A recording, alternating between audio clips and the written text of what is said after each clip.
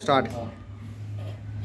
तो अभी हमने टॉपिक करना है थ्योरी ऑफ सप्लाई में ही दो टॉपिक हम डिस्कस करेंगे, चेंज इन क्वांटिटी सप्लाइड और चेंज इन सप्लाई। ठीक है, चेंज इन क्वांटिटी सप्लाइड जब हम कह रहे हैं कि चेंज इन क्वांटिटी सप्लाइड, तो चेंज दो तरह के हो सकते हैं, एक इंक्रीज हो सकता है या डिक्रीज हो सकता है। तो इंक्रीज के लिए वर्ड यूज किया जाता है यहाँ extension in quantity supplied, extend हो गई क्वांटिटी। ठीक है, और दूसरी तरफ है कॉन्ट्रैक्शन इन क्वांटिटी सप्लाइड, तो क्वांटिटी सप्लाइड घट गई। अब इस पूरे मामले में प्राइस अपना रोल प्ले करता है। जैसे एक्सटेंशन कब होगी कि आपका प्राइस है, प्राइस ₹10, और मान लो वो जो प्रोड्यूसर है वो 1000 ग्राम आपको वो चीज प्रोवाइड कर रहा है, 1 किलो 10 रुपए में दे रहा है 1000 ग्राम। अब कीमत बढ़कर हो जाए 12 रुपए 1000 ग्राम, फिर वो 1200 ग्राम देने लग जाएगा, यानी कि एक्स्ट्रा क्वांटिटी देने के लिए तैयार हो गया। क्यों? प्रॉफिट बढ़ गया उसको। जैसे प्राइस बढ़ा तो ज्यादा क्वांटिटी सेल करने के लिए तैयार हो जाता है। समझ आ रही है ये बात? पक्का? बोलो। Yes, sir. प्राइस बढ़ा तो क्वांटिटी भी बढ़ गई। क्यों? प्रॉफिट बढ़ गया उसको, वो ज्यादा बेचने के लिए तैयार रहेगा ज्यादा प्राइस पर। मानते हो इस बात को? तो Yes, sir. कि अगर प्राइस ज्यादा मिलेगा प्रोड्यूसर को, प्रॉफिट बढ़ेगा उसका, तो वो ज्यादा ही बेचने के लिए तैयार रहेगा कि जितनी ज्यादा क्वांटिटी ज्यादा रेट पे बिक जाए उसके लिए अच्छा है। तो इसको हम डायग्रामेटिकली भी देख सकते हैं कि ये सप्लाई कर्व ले लिया हमने, अपवर्ड स्लोपिंग है। पी नोट पर हो आप, जहां पर आपने ए पॉइंट पर हो, पी नोट प्राइस पर आप चलते हो तो पता चलता है कि आप ए पॉइंट पर हो सप्लाई कर्व के, और क्वांटिटी कितनी बेच रहे हो?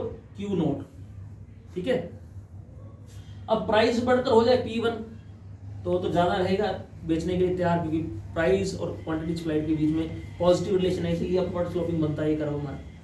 तो P1 हुआ, जैसे ही प्राइस क्वांटिटी बढ़कर होगी Q1। आप A पॉइंट से सप्लाई कर्व के B पॉइंट पर पहुंच गए, ये कहलाती है एक्सटेंशन इन क्वांटिटी सप्लाइड। ठीक है, सप्लाई कर्व के ऊपर जो मूवमेंट है A से B के लिए, इसलिए इसको, इस कंसेप्ट को हम ये भी कह सकते हैं मूवमेंट अलोंग सप्लाई कर्व। क्या कह सकते हैं? Movement along supply curve. Supply curve के ऊपर ही मूवमेंट जो हो रही है, ये ए से हम बी पर चले गए तो एक्सटेंशन होगी। किस वजह से था? प्राइस बढ़ने की वजह से। रीजन इसके पीछे क्या था? प्राइस बढ़ा। अब यहां देखो, प्राइस है पहले 50 रुपए और यूनिट है 250, और प्राइस घटकर हो गया 40, तो यूनिट भी घटकर हो गए 200, क्योंकि अब उसको नुकसान हो रहा है, प्राइस कम हो गया तो वो कम यूनिट बेचना चाह रहे हैं। ठीक है, तो अब सप्लाई कर्व में अगर हम देखें तो पहले P0 पर A पॉइंट पर था सप्लाई कर्व के, और Q0 क्वांटिटी बेच रहा था। प्राइस डाउन हुआ, P1 पे आया, तो वो सप्लाई कर्व के B पॉइंट पर चला गया और पता चला कि Q1 क्वांटिटी अब सेल करेगा। तो A से B की जो मूवमेंट है ये कहलाएगी contraction in quantity supplied. Clear? Yes, sir. पक्का? Yes, sir. कोई कंफ्यूजन नहीं? No, sir. ठीक है, जहां कोई डाउट हो तो बताओ मुझे कि सर ये यहाँ पर समझ में नहीं आ रही बात। ठीक, उसके बाद देखो ये जो दूसरा कंसेप्ट है वो है चेंज इन सप्लाई। अब देखो हमने अभी पीछे किया था कि supply is a function of price of x, price of related good, technology, goal of a firm, government policy, goal of a firm, factor pricing, है ना। तो ये सारे को कारण थे जो सप्लाई को डिसाइड करते हैं, डिटरमिनेट करते हैं, ये डिटर्मिनेंट्स हैं, है ना। तो ये सारे इफेक्ट डालते हैं इसके ऊपर, इसकी वैल्यू क्या होगी वो इन सब पे डिपेंड करती है, जो हमने पहले डिस्कस किया था। जो इधर वाला हिस्सा था उसमें सिर्फ और सिर्फ प्राइस का रोल था, प्राइस बढ़ रहा था घट रहा था, वो क्वांटिटी को बढ़ा रहा था घटा रहा था। ठीक है, लेकिन इस वाले हिस्से में प्राइस का कोई रोल नहीं है, प्राइस रहेगा कांस्टेंट। अदर फैक्टर्स जो हैं वो सप्लाई को या तो राइट वर्ड धकेल देंगे या लेफ्ट वर्ड कर देंगे, सप्लाई कर्व को, पूरे के पूरे सप्लाई कर्व को शिफ्ट कर देंगे। इसीलिए इसका नाम हम कह सकते हैं शिफ्टिंग ऑफ सप्लाई कर्व।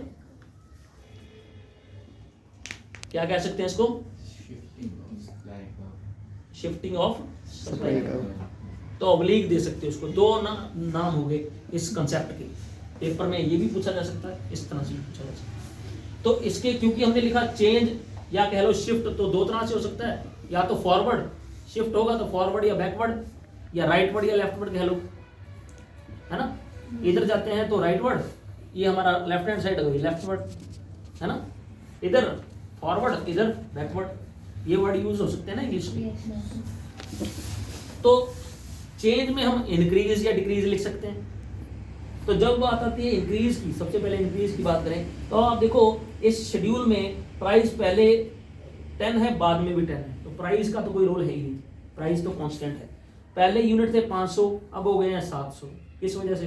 हो सकता है टेक्नोलॉजी इंप्रूव होगी, है ना, कि अब उसको 10 रुपए पर 700 यूनिट बेचकर भी पहले से ज्यादा प्रॉफिट हो रहा है, वो ज्यादा यूनिट निकालने के लिए तैयार है, या उतना भी प्रॉफिट मिल रहा है तब भी वो निकालने के लिए ज्यादा तैयार है ना।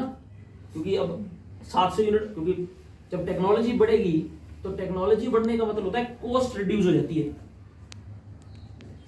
टेक्नोलॉजी का काम यही है, इंप्रूवमेंट का मतलब कॉस्ट कटिंग हो जाती है, कॉस्ट कम हो जाती है। या फिर जो इनपुट्स आप यूज कर रहे हो, जिन साधनों से आप चीज बना रहे हो, उतना ही इनपुट डाल रहे हो लेकिन प्रोडक्शन ज्यादा हो रहा है। जैसे अभी मैं इससे पढ़ा रहा हूं तुम्हें, 40 मिनट इस पे लगाता हूं मैं बोर्ड पे, लेकिन अगर मैं तुम्हें इंटरेक्टिव बोर्ड से पढ़ाऊं जिसमें मॉड्यूल चल रहा है, मॉड्यूल में क्या होगा, पहले आपको एक वीडियो दिखाया जाएगा, वीडियो में आपको सारी चीज क्लियर हो जाएगी 20 मिनट के अंदर ही, और उसके बाद सिर्फ सेशन होगा डाउट्स का। तो वो 40 मिनट वो ज्यादा प्रोडक्टिव हो जाएंगे टेक्नोलॉजी की वजह से, क्योंकि विजुअल इफेक्ट भी तो पड़ेगा, एक पिक्चर चलेगी तुम्हारे सामने, तो प्रोडक्टिविटी ज्यादा हो जाएगी उससे। समझिए, क्लियर हुई बात? Yes, sir. तो अच्छा, अब अगली बात करते हैं हम, इसमें इसको डायग्रामेटिकली कैसे दिखाना है। कि मान लो पहले हम सप्लाई करव एस सप्लाई करव पे थे, एस सप्लाई करव में पी प्राइस के अगेंस्ट हम Q0 क्वांटिटी सेल कर रहे थे, ठीक है। अब देखो प्राइस तो हमने छेड़ना नहीं है, अब क्योंकि सप्लाई ज्यादा हो रही है इसी प्राइस पर, तो सप्लाई करव राइटवर्ड शिफ्ट होके S1 हो गया। अब इसी प्राइस के अगेंस्ट अब Q1 क्वांटिटी जो है एक प्रोड्यूसर सेल करने के लिए तैयार है। और भी कारण हो सकते हैं, जैसे आपका गवर्नमेंट पॉलिसी है, सरकार सब्सिडी देने लग जाए, सरकार ने टैक्स में छूट दे दी, तो प्रॉफिट बढ़ जाएगा प्रोड्यूसर का, तो तब ज्यादा यूनिट वो बेचने के लिए तैयार रहेगा, है ना, कंसेशन मिल जाएगा जब उसको, तो सप्लाई बढ़ जाएगी। अब आते हैं बात लेफ्टवर्ड शिफ्टिंग। लेफ्टवर्ड शिफ्टिंग के मामले में क्या है, प्राइस तो वही है, कांस्टेंट है, लेकिन सप्लाई जहां 700 यूनिट हो रहे थे अब सिर्फ वो 500 रह गए। ये जो बातें अभी हमने इधर की उसका ऑपोजिट हो जाएगा कि टेक्नोलॉजी आउटडेटेड होगी, अब ज्यादा प्रोडक्शन हो ही कर नहीं पा रहे, वो यूनिट ज्यादा बना ही नहीं पा रहे, क्योंकि टेक्नोलॉजी घिसी-पिटी हो गई, या मशीनें जो है वो तंग करने लग गई हैं, आउटडेटेड हो गई हैं एज कम्पेयर टू अदर्स जो अपडेटेड टेक्नोलॉजी है। फिर गवर्नमेंट पॉलिसी, सरकार ने टैक्स लगाना शुरू कर दिया, तो प्रॉफिट घट गया, अगर उसका प्रॉफिट घट गया तो फिर वो क्वांटिटी भी कम ही बेचेगा उस रेट पर, ठीक है। समझ आ रही सबको? Yes, sir. पक्का? Yes, sir. कोई डाउट क्रिएट हो रहा है माइंड में? डाउट हो रहा है तो पूछो, डाउट नहीं जब तक क्रिएट होगा तो फिर आप क्या सीख पाओगे। डाउट क्रिएट होता है तो मुझे बताओगे सर ये बात समझ में नहीं आ रही।